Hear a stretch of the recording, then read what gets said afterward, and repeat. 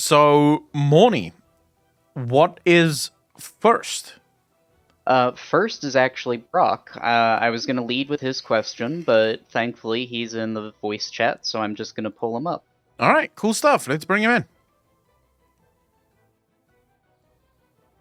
Brock, can you hear me? Yes, I'm here, Accolonn. How are you doing? Very good, and you, brother? I'm doing really well. Happy to hear that. What's your question, Brock? Well, a second, please. All right, no problem.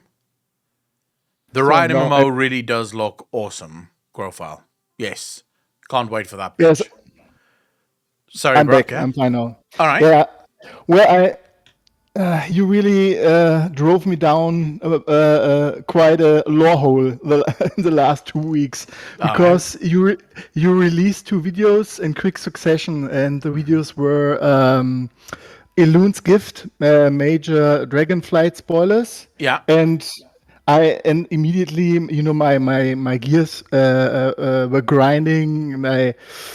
I was reminiscing and thinking back of all, and had to read up a lot of the lore that I forgot, in the last 20 years or last 15 years. There's a lot. There's so much, and so much detail. That's where the beauty is. Where the beauty lies, the details. Yes. And I thought, but Accolonn to discuss Elune and to discuss light, because originally Anche Musha, the light was basically it was like a duality. You had the cold light, the light of the spirit from Musha's side, and you had Anche, the light of the warmth, the light of growth, physical growth. Yeah. Whereas Musha's light were the evolution, the power to grow inside, not on the outside, but on the inside. Yes. So I thought, Accolonn, if you want to discuss Elune and her role, we have to talk about the light. And not even 24 hours later, you release the video about Lies of the Light, and I had to laugh out loud, because I was thinking exactly about that. And that leads me to my first question. Just quickly, Brock, just want to say, the video that I released 24 hours after, I actually recorded that video before I recorded the first one. So the one that I released first, I recorded and made on the same day and released. The other one I recorded 2 days earlier, and it was supposed to go live, but because this was sort of spoilers that Blizzard put out there, I had to postpone that video. So, yeah, the video Which makes so much sense. It makes so much sense, doesn't it? Yeah, it actually did fit in fucking perfectly. But yeah, anyways, what was your question, Brock? My question is about the so much talked about the bargain, because we hear about the bargain from the source. We hear about the bargain, the enemy of all has struck, the light has struck a bargain with enemy of all. Yeah. And we hear about the bargain that Sylvanas is talking about. And I want to hear your opinion. Do you actually think they are talking about the same deal? Because the lore, the cinematics of the last 3 years make me doubt that they're actually talking about the same deal, because Sylvanas is talking about the dying embers, bask in the dying embers of your goddess's bargain. That sounds so different. It sounds so grand. It sounds like that isn't a small, it's not something that is quickly done. It sounds like a very grand deal, a very Okay, so yeah, I get what you're saying, Brock. Okay, so to put this into perspective, first and foremost, that line, I think, is more impactful than what most people give it credit for. Bask in the dying embers of your goddess's bargain, right? That line suggests that Sylvanas always knew that the bargain Tyrande struck with Elune was never going to come to fruition. Sylvanas knew this beforehand already, which kind of makes things very interesting, because Sylvanas says this, right? Bask in the dying embers of your goddess's bargain, almost as if she knew that this bargain would not stand, that Elune was always going to let her go. Just always. Could you, on that point, could you even imagine that she knew that because she was part of the bargain? And I have a very specific, my favorite cinematic, you spoke about that so nicely about 2 weeks. What is your favorite World of Warcraft cinematic? And you went for the Illidan cinematic, Yes. which is pretty much upfront, it's in your face. But again, my favorite cinematic, and I think the most important for the last couple of years, is the Sylvanas Wrathbringer cinematic. Yeah. And last time we were talking on Discord, you were so kind to pull up the cinematic. And I would ask of you if you would do me that favor again, and this time on a different timestamp. Okay. Hold up. And I would ask you to pull up the timestamp at 1:35. So 1 minute, 35 seconds. 1 minute, 25 seconds. 35. 35. All right. Give me a moment.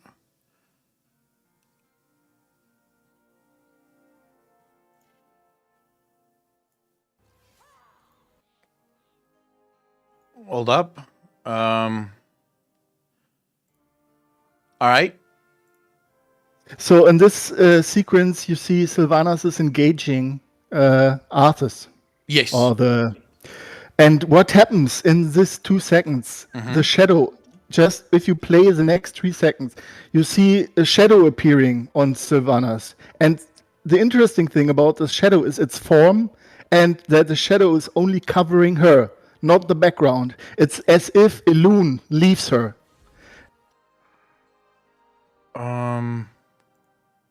Hold up. Let me just make sure.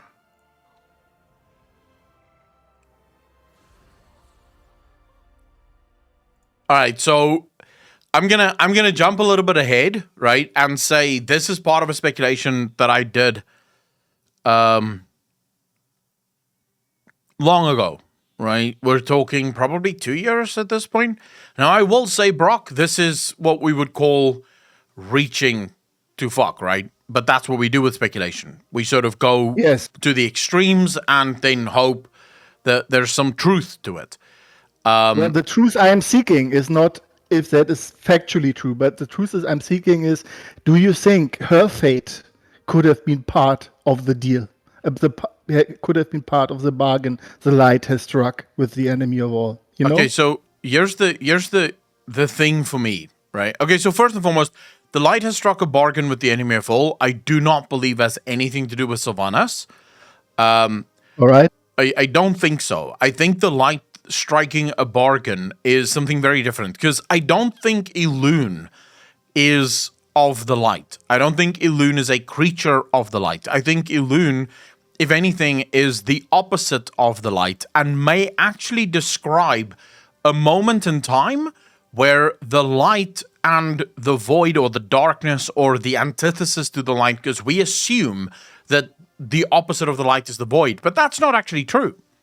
The opposite of light is darkness. Void is not darkness. Void is nothing. Okay, so it wouldn't make sense, because basically the void is the opposite of everything, right? The void is literally the opposite of death, life, order, light, and foul. The void is the opposite of all of that, because everything that exists is the opposite to that of the void. So there could also be powers within our universe that sort of isn't highlighted by the Titans, because the Titans probably didn't know about it, but it could still be very much part of the overall grand structure of our universe, so to speak. But I do believe that in that, the light has struck a bargain with the enemy of all, that is solely referring to Kalia Menethil and whatever deal transpired there, and we can talk about that for a second. The thing with Sylvanas that is very interesting, and I made a video, like I said, 2 years ago, probably at this point, where we sort of speculated Sylvanas and her sisters had some interesting names for each other. Some very interesting names for each other. For example, Verisa is called Little Moon. Okay? Yes. Sylvanas is called Lady Moon, I believe. Is it Lady Moon? I think so. Yes, I think they call her Lady Moon. Is that right, chat? No. Varisa's Little Moon. Illyria is... Oh my god, why am I fucking blanking on this now? Sylvanas is Lady Moon, yeah. Anyways, I'm blanking, but it is something Moon. Lady Moon is right, thank you. For a second there I was like, no, wait, am I right? Is it Lady Moon? It has to be, but my fucking mind was just going, I don't know what the fuck's going on. So Sylvanas is called Lady Moon, right? The moon refers to Elune. That's, whenever you talk about the moon, you are automatically talking about Elune. Now, everyone will say, Accolonn, that's just because of her hair color. That has nothing to do with Elune. Why? Because the High Elves, of which Sylvanas and her sisters are a part of, did not serve Elune. Well, the truth is, very little is known about the gods of the High Elves, first and foremost. Very little is known. It is also, by sheer logic, if there is the High Elves, right, the Night Elves comes from the High Elves. It was first the High Elves, and then from there, all of these factions created, or was created within Elven society.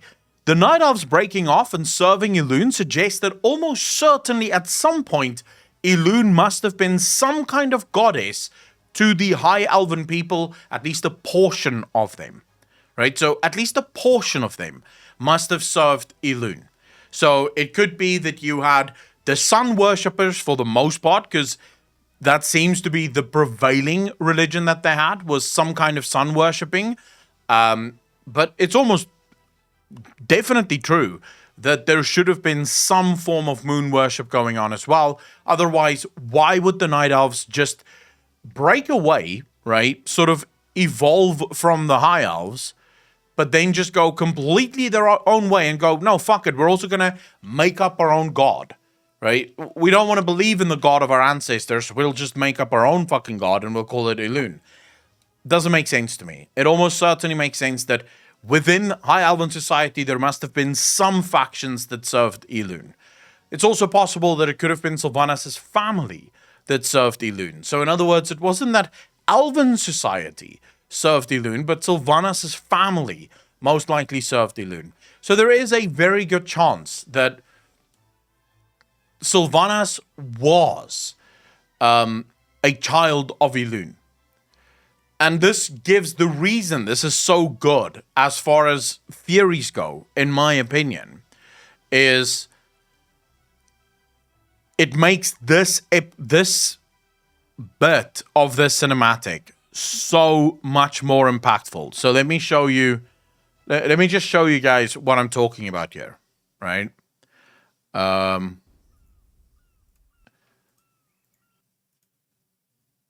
Let me just show you guys what I'm talking about here. Because this becomes super impactful.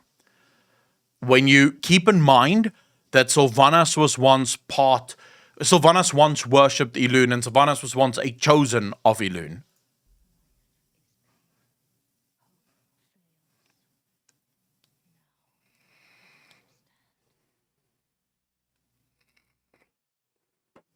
Think about what Sylvanas just showed the Night Elf. Think about what Sylvanas just showed her. Sylvanas just showed her the moment that she required her god the most. The moment that she needed Elune the most. And Elune wasn't there for her. Just like you just said, Brock, if you look at the shadow, you see the shadow coming over her, almost as if the light of Elune is leaving her. Again, I know we're reaching, but that's the point of speculation. We wouldn't be here if we didn't reach. It It happened before.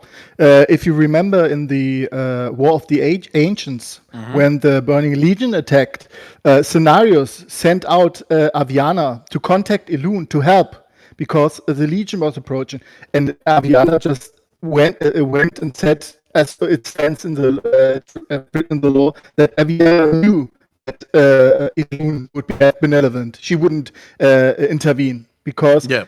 I don't know why she knew it or how she knew it, but she knew for sure that Elune wouldn't intervene in the dire situation of the War of the Ancients when Hyel was attacked.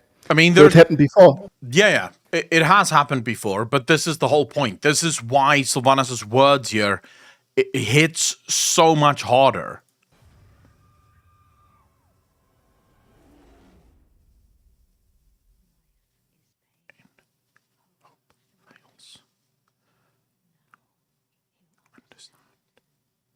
It's also the life in her tears. You know, when the cinematic, when Arthur strikes her with her sword and her soul is torn apart, and immediately the life in her eyes burns into her skin. You know, because she turned dead or undead, whatever.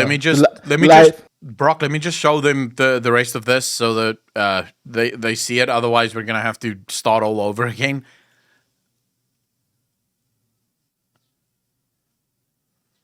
It's not the Tears of Elune, Digit, no. Sylvanas just told her, this is what happened to me. Like you, I stood in front of a threat to my homeland. I worshipped my god. I asked my goddess to save me, and she didn't. I fell to the blade of Arthur's Menethil. Life is pain, hope fails, now you understand. Okay? Sylvanas then smiles at her and says, don't grieve. You'll soon join your loved ones. As if to say, there's no reason to cry. She's not coming to save you. She's not coming to help you. You'll be as dead as all of the rest of them because there's no hope. There is no salvation for you. Not here. Yeah, by the way, I just want to say, sorry, Brock. Just want to say, this also kind of... This throws, again, the whole ending to Shadowlands so into question. Don't grieve, you'll soon join your loved ones. And then it's like, well, no, actually, she won't. She'll be in the Maw being turned into weapons. So why would you say this? You know, what's the point? What's the purpose of saying this?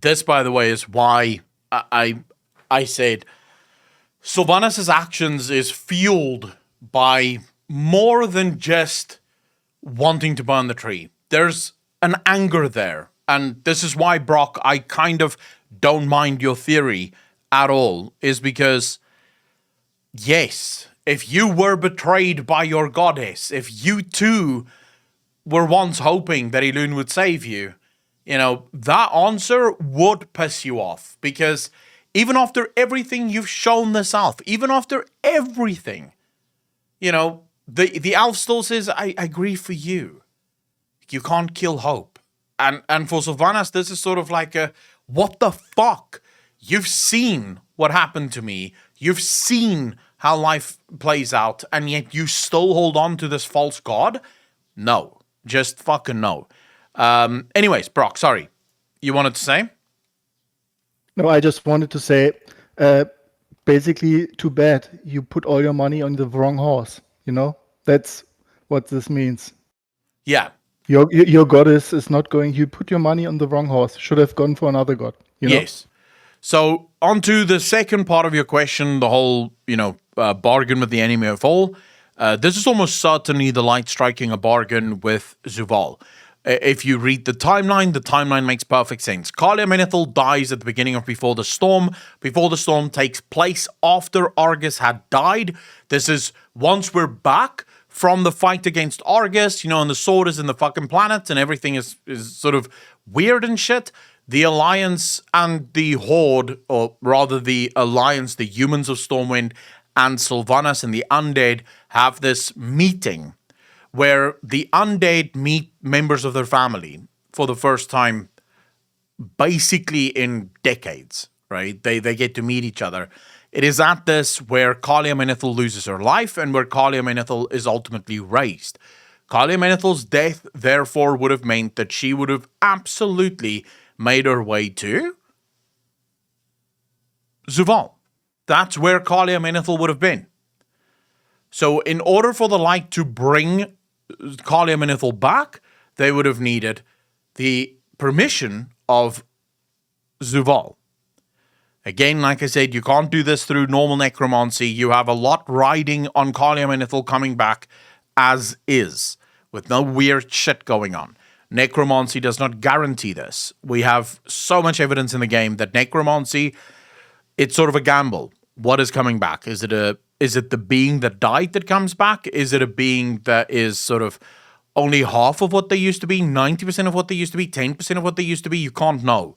So the only way for them to bring Kalia Menethil back as is through this deal with Zuval, to basically ask Zuval to let go of her soul so that they could get the real Kalia Menethil back. This is what I believe, at least, is the deal.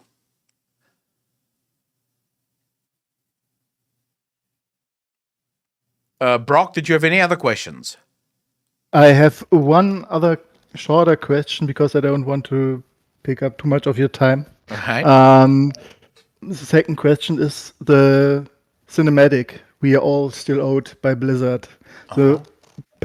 Possibly the most important cinematic of the Shadowlands. How did Zuval and Sylvanas get Anduin to pick up the jailer's sword? This cinematic is still missing. How did they convince him to pick up basically what's called Shalamon? Yeah. Shalamon or Shalamon? Actually, it's called Kingsmorn, but it should be Shalamon. Kingsmorn. Yeah. Yeah, Kingsmorn. How did they convince him, with possibly without force, without dominating him, to pick up his sword and to wear his armor? How did they do that? Do you think we will ever be shown how they managed to do that? I don't know. Most likely, if ever, in a book, probably somewhere in a book, we'll find that out. There's two options here. Option number one is purely through domination, in which case Zuval literally walks in, dominates him, gives him the sword, and bam, you are now... No, there isn't a Shalamon. It's called Shadowmon, the one that you're referring to, Kamikins, and that's the one that comes from ICC, not Shalamon. But so you have the what was I about to say?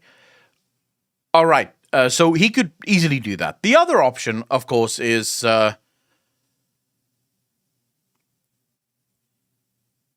he accepted it willingly.